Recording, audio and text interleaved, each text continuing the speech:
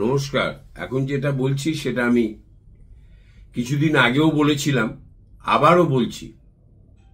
মানে গ্রহ যে বাস্তব ফল দেয়, এটা হচ্ছিল তার প্রমাণ। আমি নিজেই বলেছিলাম যে মকর রাশি এবং কুম্ভ রাশি এই 16 তারিখ থেকে 16th of July 2025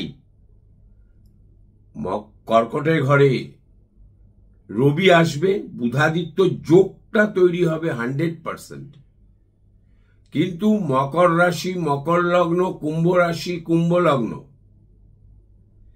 এদের শারীরিকভাবে জ্বর, সর্দি, কাশি হবেই।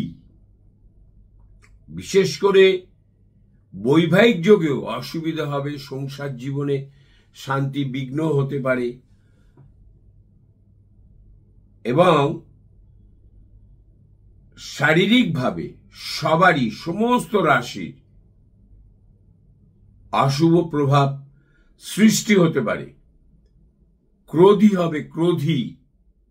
মকর এবং কুম্ভ ক্রোধী হবে। ক্রোধ আসবে এই 1 মাস। শারীরিকভাবে মস্তিষ্ক পীড়া হবে, সর্দি, কাশি, জ্বর, জ্বালা, যন্ত্রণা।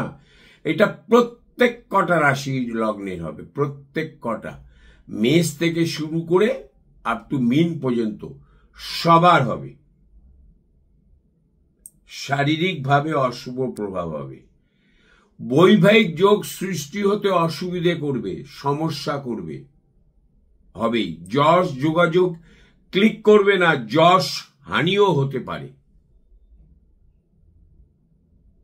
নমস্কার।